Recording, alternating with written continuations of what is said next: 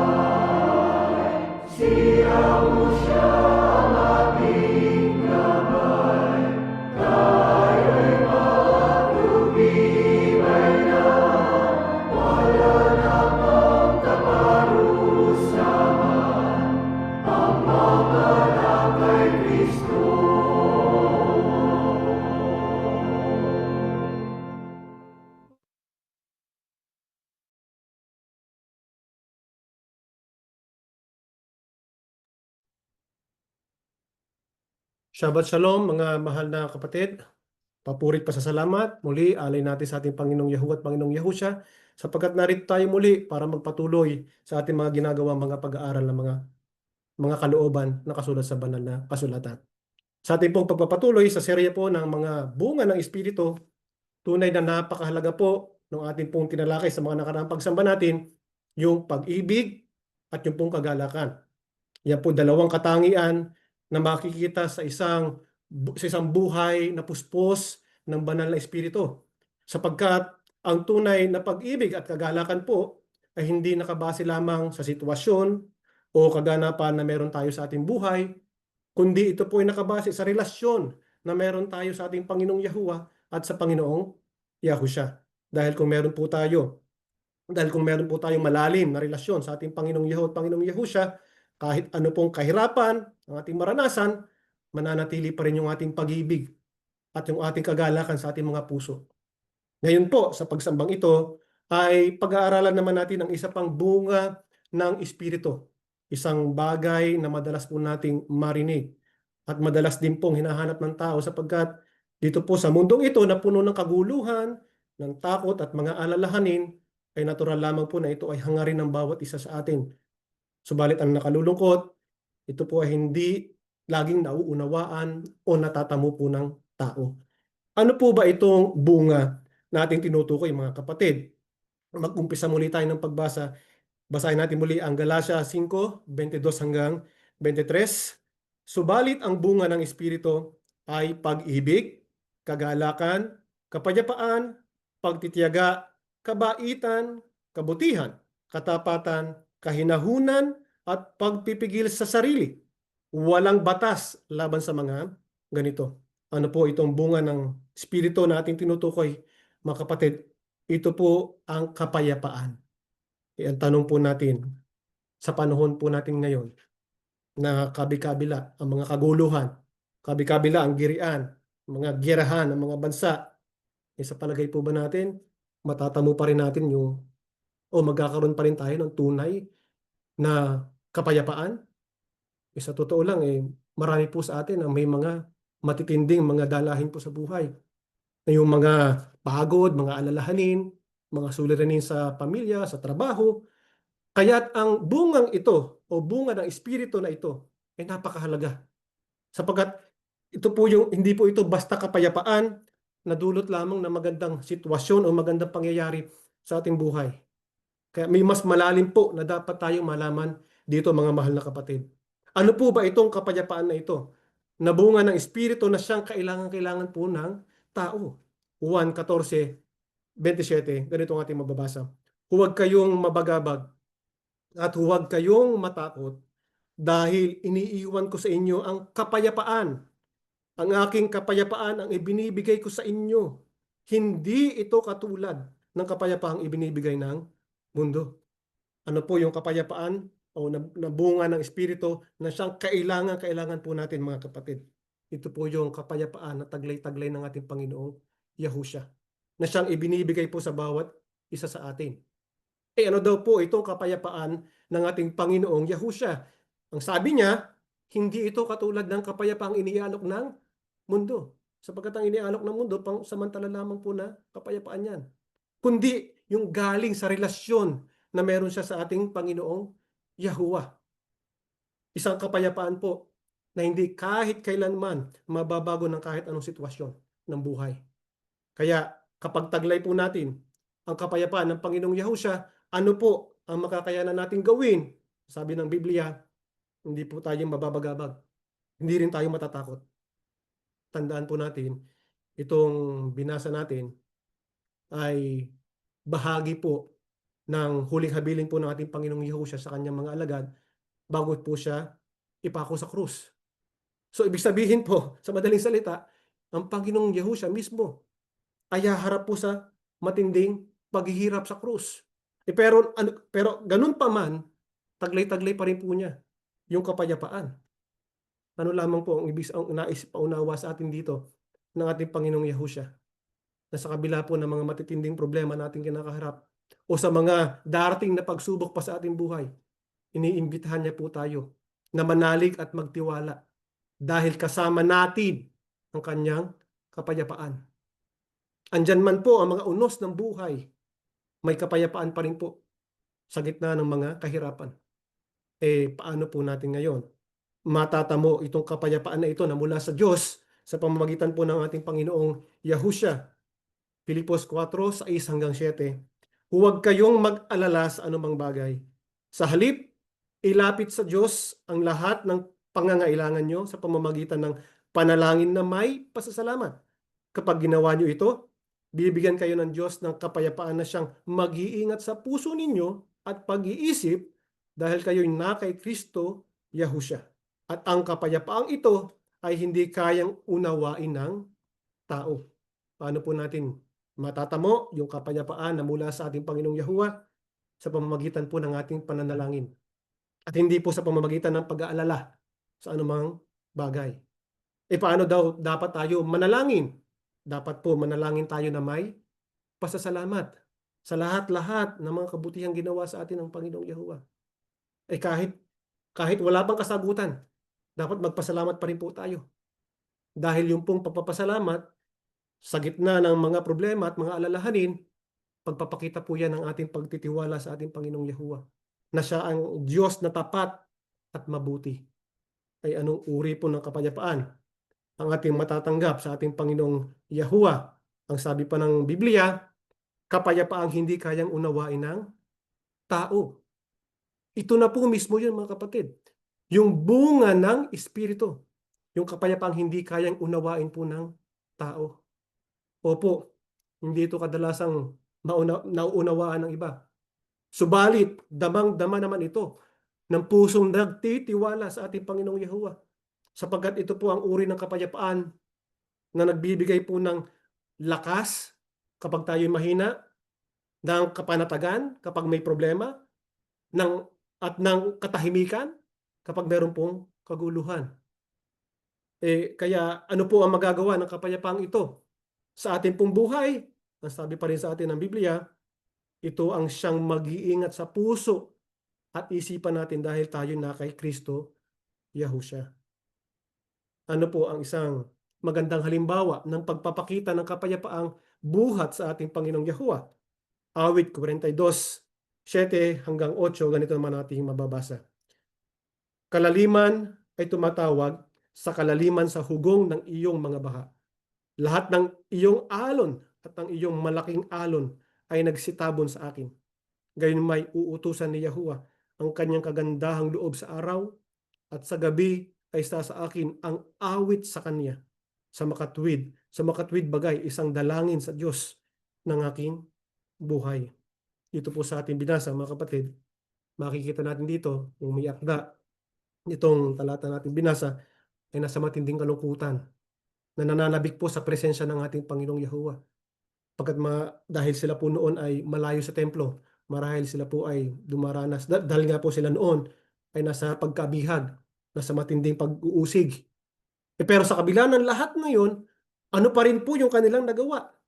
Nagawa pa rin po nilang umawit sa kabila ng mga sunod-sunod na problema sa kanilang buhay.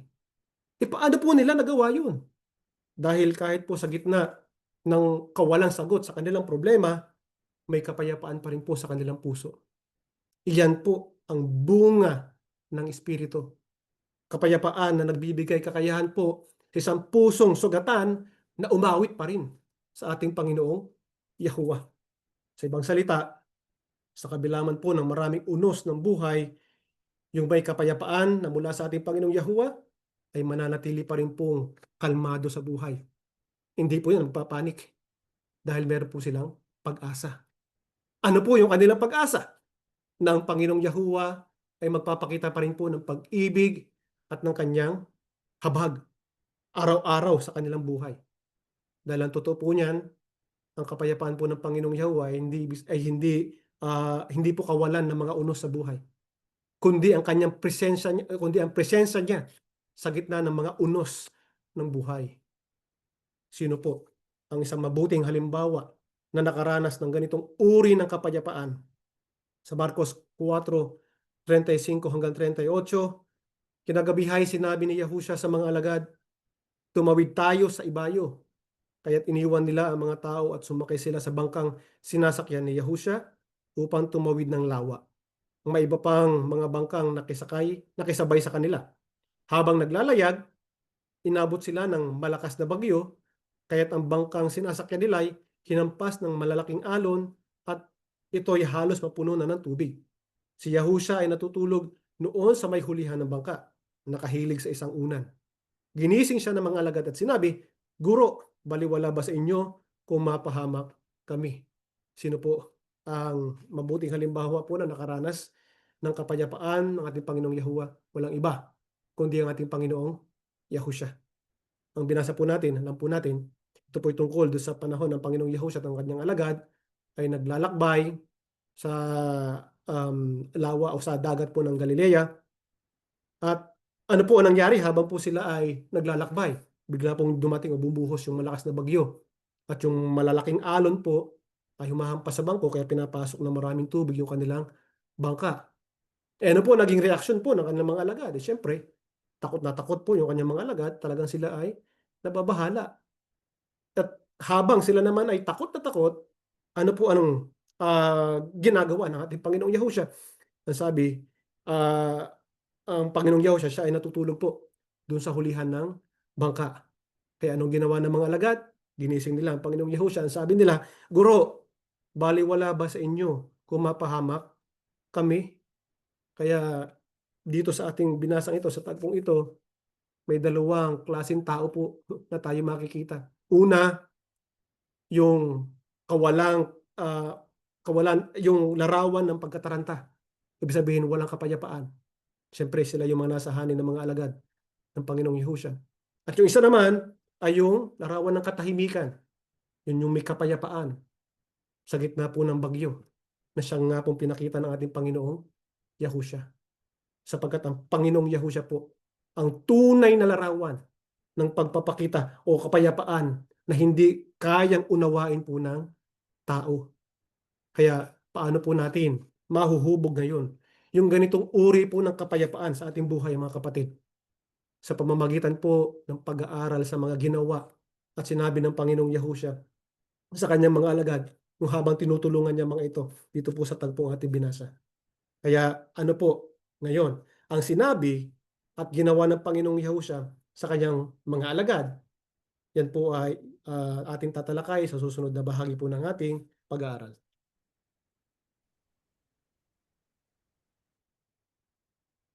Shabbat Shalom mga mahal na kapatid.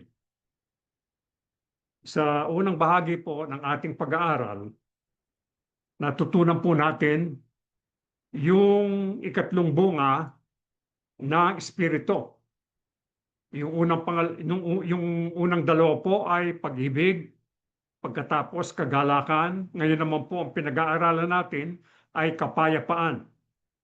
At alam natin, kailangan natin ng kapayapaan upang makakilos tayo, magawa natin ang dapat nating gawin.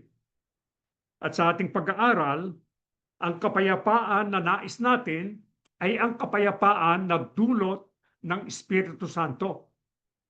Ito po ang kapayapaan ng ating Panginoong Yahushua na yun po ay napaka-tibay na kapayapaan sapagkat yun ay hindi maigugupo ng anumang pagkatakot sa anumang mangyayari sa atin. Kaya dito po sa tagpo na binasa natin na ang Panginoong Yahushua ay patawid sa ilog o sa dagat ng Galilea. Bagamat tinatawag pong dagat ng Galilea, ito pong dagat ng Galilea ay isang lawa na may haba siguro mga 21 kilometers at yung pinakamalapad na bahagi ay 13 kilometers.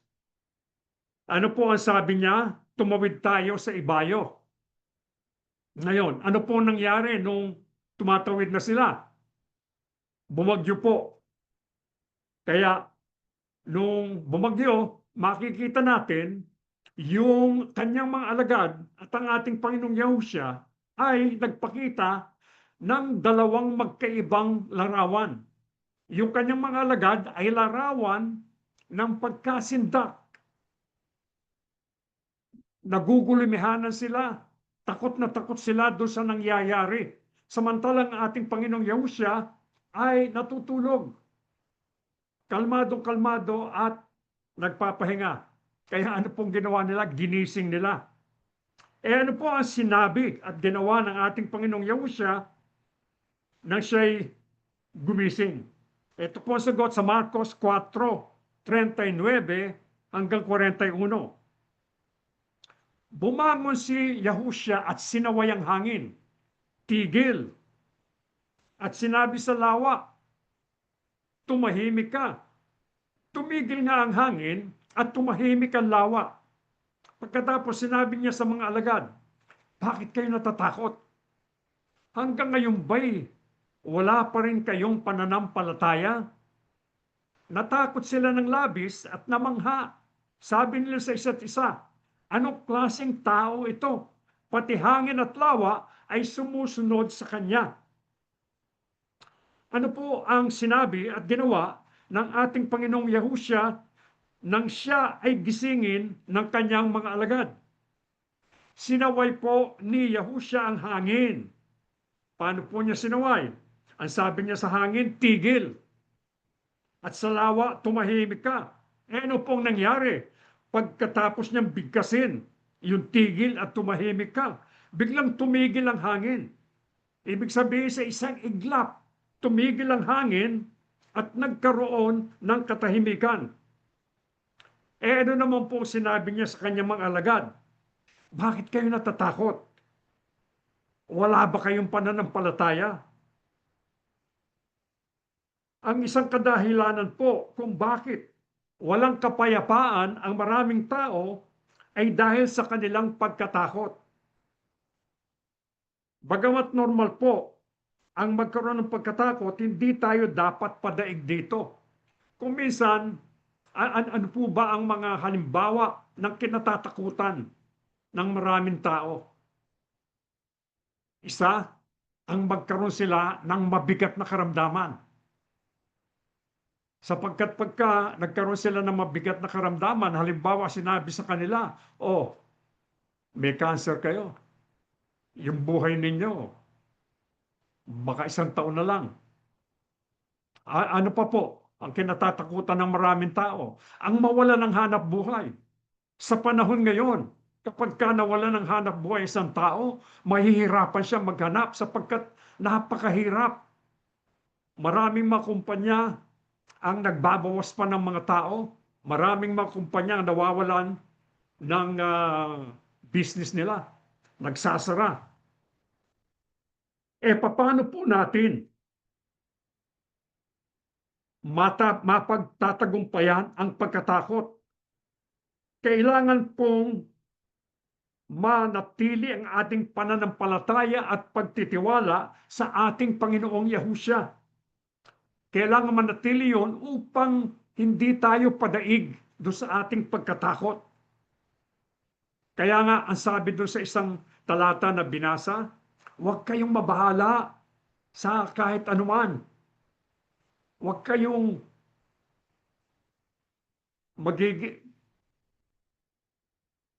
huwag kayong mabibigla, huwag kayong mababalisa, kundi ang gawin ninyo ay manalangin kayo sa ating Yahuwah Aba nang may buong pagpapasalamat at saka hilingin ninyo ang inyong mga pangangailangan at ibibigay sa inyo ang kapayapaan na hindi mauunawaan ng mga tao. Kaya yung pong ating pagtitiwala ay kailangang panatilihin natin sa ating Panginoong Yahuwah at sa ating Panginoong Yahusya. Kaya tayo po, upang magtagumpay tayo sa pagkatakot, kailangan pong matuto tayong sanayin ang pananampalataya natin sa ating Panginoong Yahusya at sa ating Yahuwah Aba. Kaya ano pong ginagawa natin? Nag-aaral tayo, pinag-aaralan natin ang banal na kasulatan.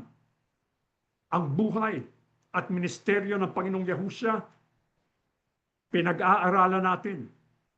Yung mga salita ng Diyos na nasa iba't ibang aklat ng banal na kasulatan, bagamat hindi itinuro ng sinasabing sugo ng ibang reliyon, pinag-aaralan din natin upang malaman natin ano ba ang kalooban ng ating Yahuwah Aba at ng ating Panginoong Yahusya, upang malaman natin at patuloy tayong sumampalataya, patuloy nating makilala sila at sila naman ay makilala tayo.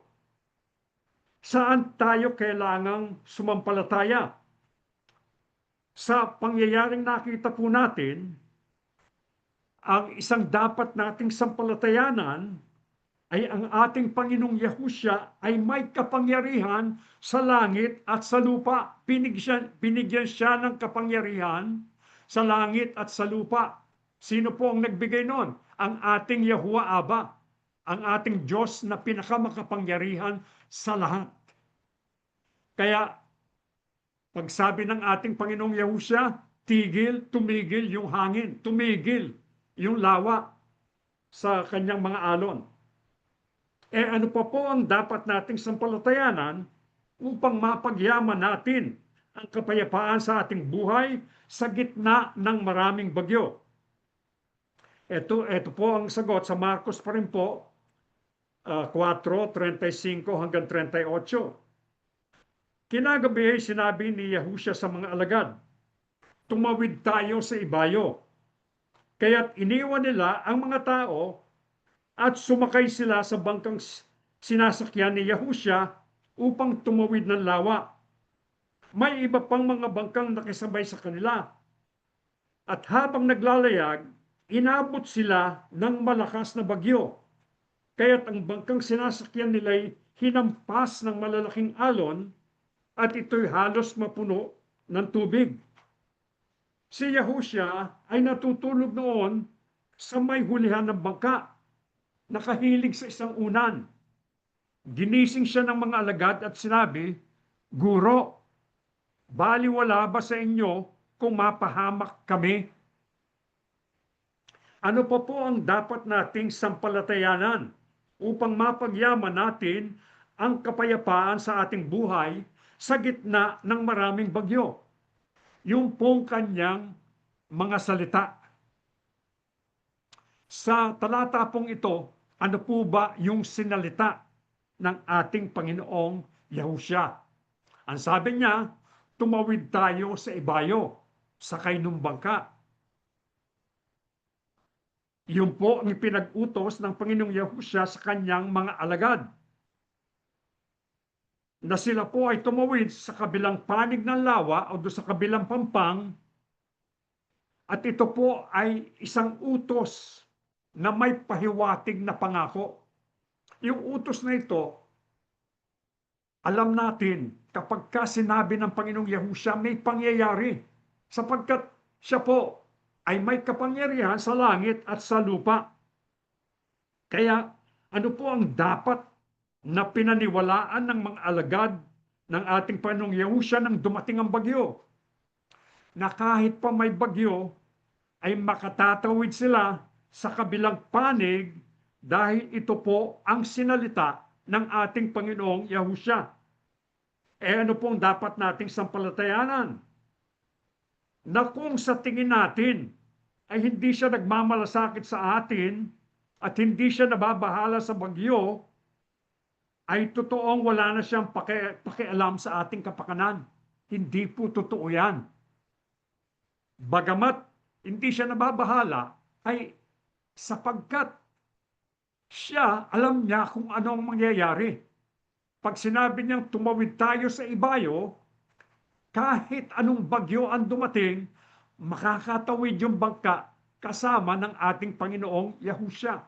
Kaya yun po ang kanyang ini-expect na paniniwalaan din ng kanyang mga alagad na kahit na anong bagyong dumating, makakalampas tayo, makakatawid tayo doon sa kabilang pampang. Kaya siguro po ang dapat na ginawa nila, hindi nila ginising ang ating Panginoong Yahusya, kundi ano po, maaaring tingnan na lang siya, kalmadong-kalmado, natutulog, at maaaring sila'y matulog din. Kaya lang, napakahirap na gawin nyo kapag umiihip ng malakas yung hangin at may mga alon.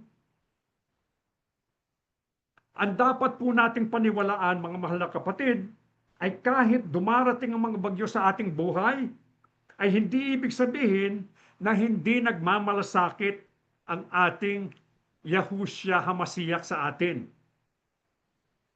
Maaring may ibig lamang na maunawaan natin o may aral na matutunan tayo. Yun po, kaya kumisan, nananalangin tayo sa ating amang Yahuwah Aba, hinihiling natin sa pamamagitan ng pangalan ng ating Panginoong Yahusya. Kung minsan hindi dumarating, bakit? Hanggang ngayon may karamdaman pa ako. Baka meron lang, ibig sabihin, may aral na dapat nating matutuhan na ibig ituro sa atin ng ating Panginoong Yahusya. Ano po ang dapat nating pagsanayang gawin upang maranasan natin ang kapayapaan ng ating Yahuwah Aba at Yahusya HaMashiach? Ito po ang sagot sa Mateo 8:23 hanggang 25. At pagkanulan niya sa isang daong, ay sinundan siya ng kanyang mga alagad. At narito, bumangon ang isang malakas na bagyo sa dagat, na anupat inaapawan ng daong ng mga alon. Datapot siya'y natutulog, at nagsilapit sila sa kanya, at siya'y ginising na sinasabi, Panginoon, iligtas mo kami mga mamatay. Yun din pong tagpong yun ang nabasa natin. Ano po ang dapat nating pagsanayang gawin upang maranasan natin ang kapayapaan ng ating Yahuwah Aba at ng ating Yahusya HaMashiach? Dapat pong pagsanayan nating maranasan ang kadakilaan ng Panginoong Yahusya at mamangha tayo sa Kanya. Kailangan po mamangha tayo. Yung po bang mga alagad niya namangha po sila. Nung patigilin niya yung hangin, namangha sila. Ba, ang taong ito, sino ito? Bakit nagawa niyang patigilin ang hangin at maging ang lawa? Mamangha tayo sa kanyang kapangyarihan. Kailan po natin, lalong kailangan na maranasan ang pagkamangha, panggigilalas sa ating Panginoong Yahusya.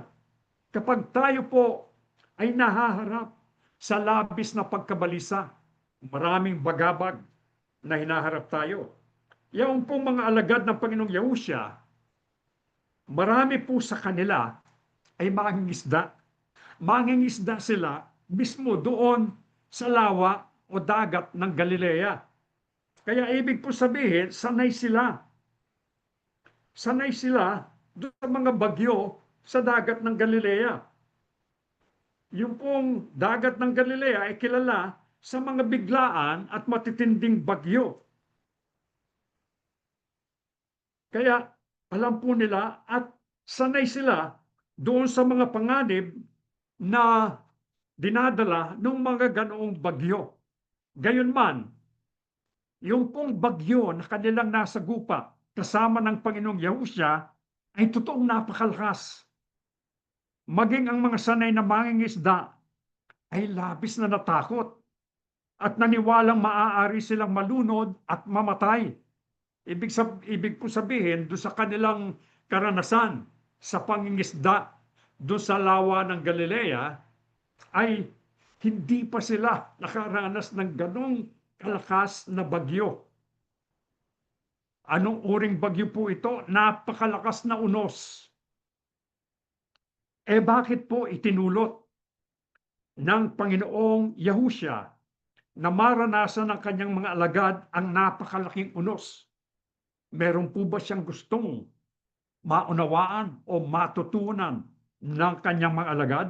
Ito po sagot sa Mateo 8:26 hanggang 27. Sumagot si Yahusya, bakit kayo natatakot?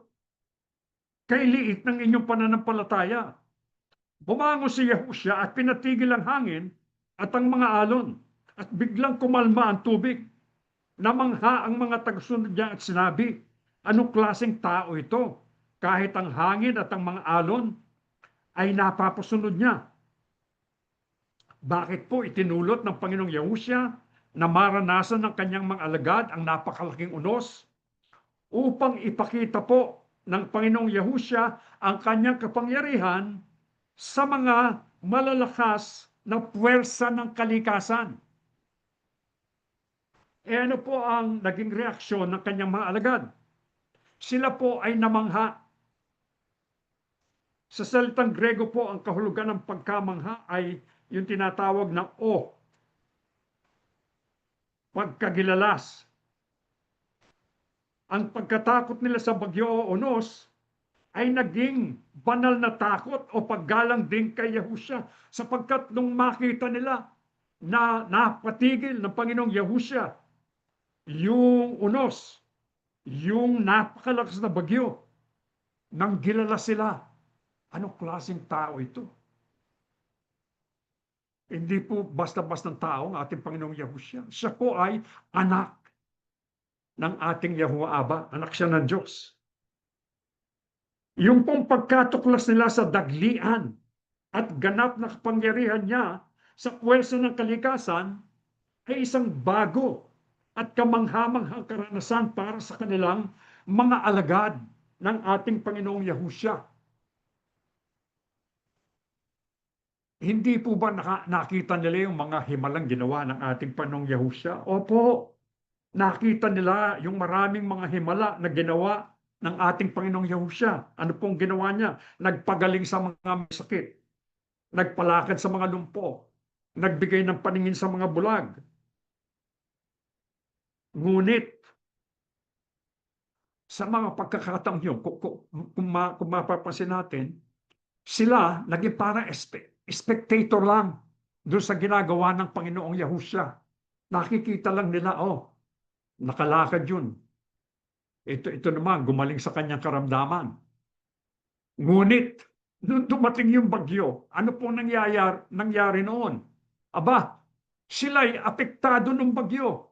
Yung hangin humahampas sa kanila. Hindi nila malaman, siguro halos mahulog sila doon sa bangka pag bugso ng hangin. Pagkatapos, pag alon, pumapasok doon sa bangka, nababasa sila. Kaya, hindi lang sila spectator, kundi kasama sila.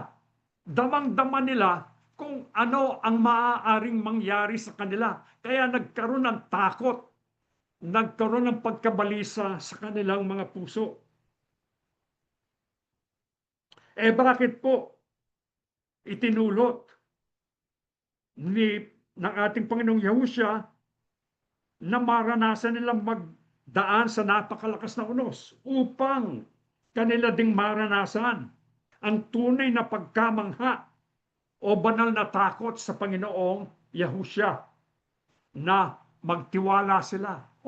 Ang ating Panginoong Yahusya, kahit na itong malakas na puwersa ng kalikasan ay kayang-kaya patigilin yung bagyo, kayang-kayang patigilin yung hangin. Marami pong mga taong natatakot sa bagyo. Kamukha po dito lang sa Estados Unidos.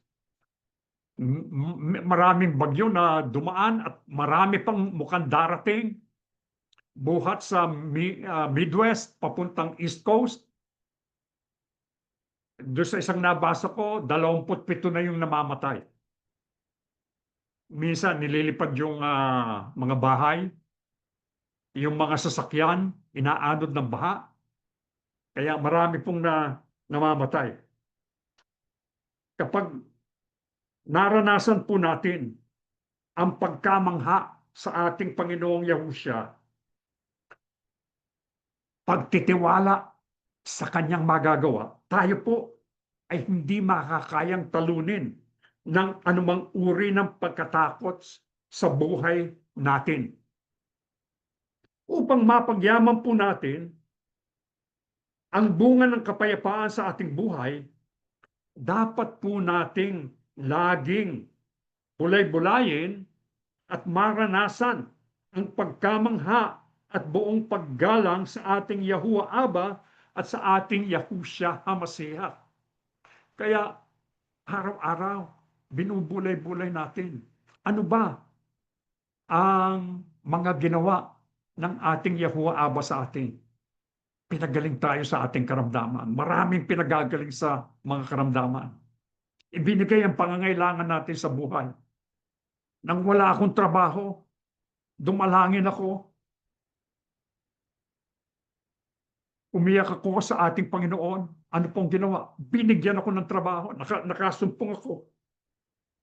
Kaya patuloy nating bulay-bulayin. Ano pa po? Pinag-aaralan natin yung mga katotohanan sa banal na kasulatan upang patuloy tayong magtiwala, patuloy nating tanggapin ang bunga ng kapayapaan. Ano po ba ang pangako ng ating Panginoong Yahushua na ating mapapanghawakan? Huling talata na ating babasahin, 1:16-31 hanggang 33. Sumagot si Yahushua, talaga bang naniniwala na kayo?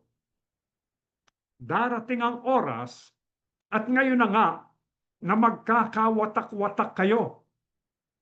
Magkakanya-kanya kayo ng lakad at iiwan ninyo ako. Gayon may hindi ako nag-iisa, sapagkat kasama ko ang Ama. Sinabi ko ito sa inyo upang sa inyong pakikipag-isa sa akin ay magkaroon kayo ng kapayapaan. Magdaranas kayo ng kapighatian sa sanlibutang ito. Ngunit tibayan ninyo ang inyong loob, napagtagumpayan ko na ang sanlibutan. Ano po ba ang pangako ng ating Panginoong Yahushua na ating mapapanghawakan?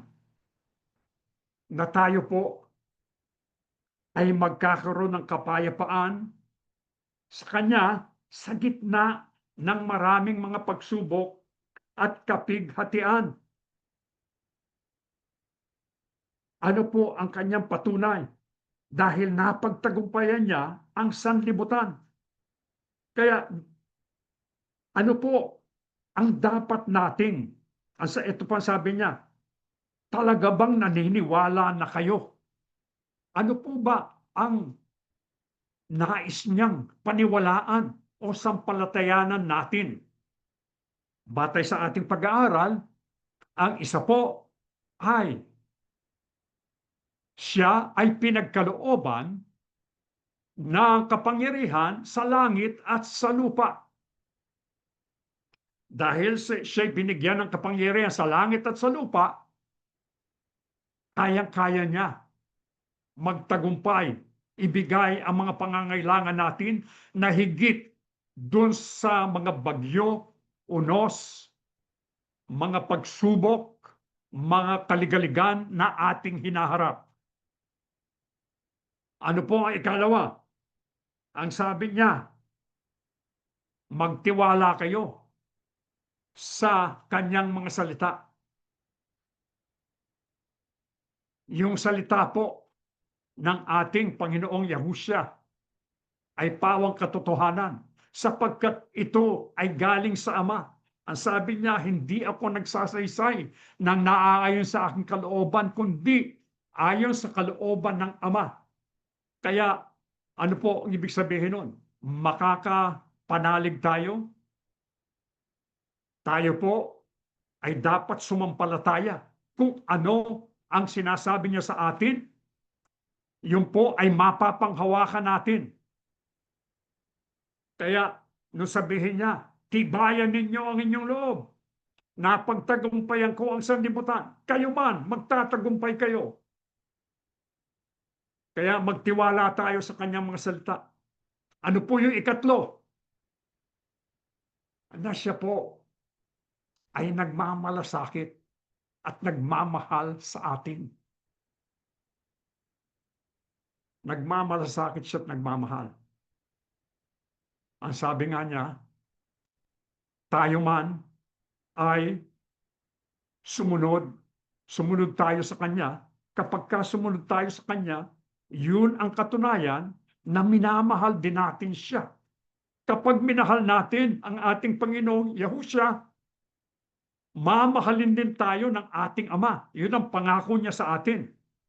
Yun ang pangako niya. Kaya ang ating Yahuwah Aba at ang ating Panginoong Yahusya, mahal na mahal tayo at nais nila tayong maligtas. Kaya po, ipagkakalob nila sa atin ang kapayapaan, ang bunga ng Espiritu Santo na hindi natin mauunawaan. Ibibigay nila yon sapagkat mahal nila tayo.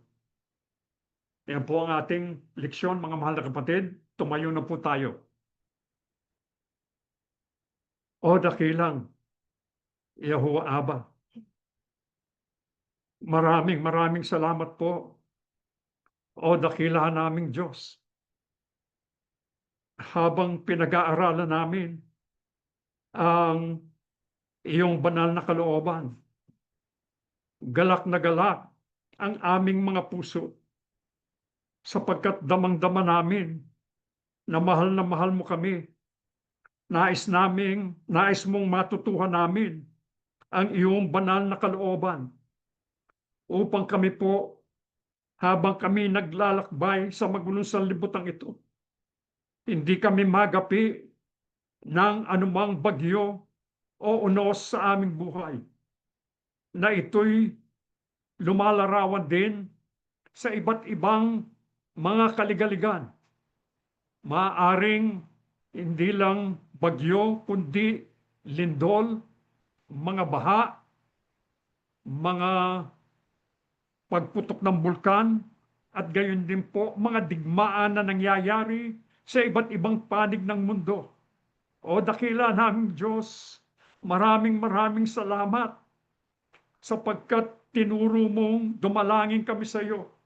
At kung sasabihin namin ang aming pangangailangan sa pangalan ng aming Panginoong Yahusya, ibibigay mo sa amin ang aming pangangailangan. At hindi lamang yun, kundi ibibigay mo ang kapayapaan na hindi kayang unawain ng mga tao. Maraming salamat po, o dakila naming Diyos. Sana'y tinanggap mo kami bilang isang haing buhay, kaaya-aya sa iyong banal na harapan. O dakila naming Diyos, kung nasumpungan mo po kami sa mga pagkakasala at pagkukulang, patawarin mo sana kami, o dakila naming Aba. At itulot mo po, makapagpatuloy kami hanggang matapos po namin ang aming mga takbuhin. Basbasan mo po ang lahat ng iyong mga anak. Ang mga anak mo may mabibigat na karamdaman. Pakiunat mo ang iyong mapagpalang kamay. Hipuin ang katawan ng iyong mga lingkod. Ibalik ang lakas ng iyong mga hinirang. Ang may mga mabibigat na suliranin, o dakila naming Diyos, ibigay mo ang lunas. Ang mga nagdaranas ng matitinding kahirapan, o dakila naming Diyos, ibiyaya mo sa amin mga pangangailangan namin sa buhay, upang sa ganon, o aming Ama, walang makadlang, patuloy kaming sasamba, maglilingkod sa iyong banal na pangalang Yahuwah Aba. O dakilang Panginoong Yahusya, luklukan ka po ng awa at ng biyaya, ang amin pong tanging tagapamagitan sa Ama. Maraming salamat po, o dakila naming Panginoong Yahusya. Tinuruan mo kami sa oras na ito. Itinuro mo na kami dapat sumampalataya sa iyo. Sumampalataya kami na ikaw po ay binigyan ng kapangyarihan sa langit at sa lupa. Kaya handa kang tumulong, gamitin ang kapangyarihan ito upang ibigay ang aming mga pangangailangan sa buhay. Dapat din po kaming sumampalataya sa iyong mga salita, sa iyong mga pangako sa amin, na kami po ay makasunod sa iyo, o dakilang Panginoong Yahusya. Sundan namin ang iyong mga yapa, ang magagandang halimbawang iniwan mo sa amin, upang kami po matapos namin ang aming mga takbuhin. Gayun din po, maraming salamat sapagkat isa pang sinasampalatayaan namin ay mahal na mahal mo kami. Ang katunayan, O dakilang Panginoong Yahusya, bagamat hindi po kami karapat-dapat, nagdusa ka, nagtiis ka ng matinding hirap, ibinigay mo ang iyong buhay upang tubusin kami sa aming mga kasalanan. Maraming maraming salamat. O dakila naming Panginoong Yahusya, itulot mong kami na tinawag mo. Sana'y isama mo na rin ang mga mahal namin sa buhay na hindi pa namin kasama sa assembly upang sa araw na bababa ka na mula sa langit, makita ka namin sa himpapawid upang maging ganap ang aming kagalakan, upang makasama ka namin at ng ating Ama habang buhay. Sumasampalataya po kami, o dakila naming Aba, nadinig mo ang aming mga karaingan. Sinagot mo na ang panalangin ng iyong mga hinirang. Pinatawad kami sa aming mga kasalanan.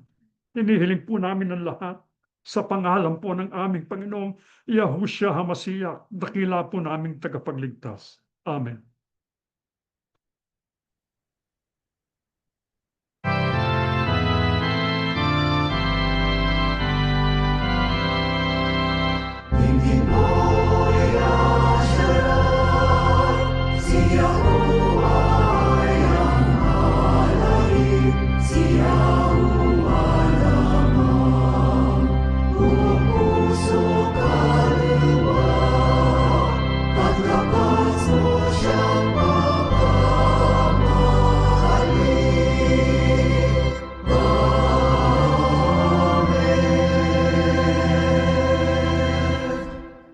Ang walang baliw na pag-ibig at masaganang awa ni Yahuwah Abba, ang biyaya at kapangyarihan ni Yahushua HaMashiach, at ang laging pagsama ng banal na Espiritu, sumaating lahat ngayon at magpakailanman. Amen. Mga kapatid, konting paalala lang, mamaya po ay itutuloy natin ang ating children's ministry class, mamaya pong 8:30 p.m. at saka bukas 11:30 a.m. Pacific Standard Time.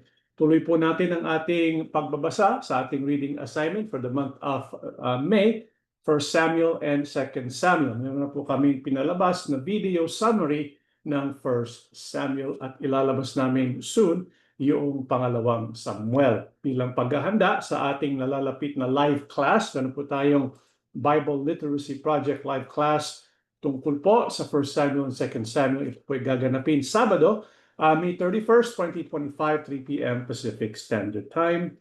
At yung akin pong Feast of Weeks o Pentecost na tanging pagsamba ay gagawin po natin June 7, 2025.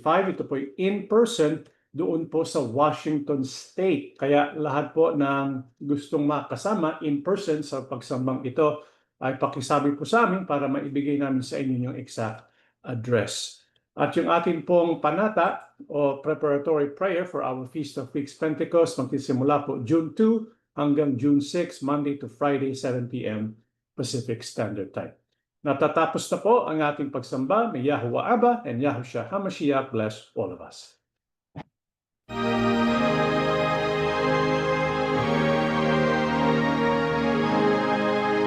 Si Yahushua ay nananawagan, ipanglaban ang katwiran.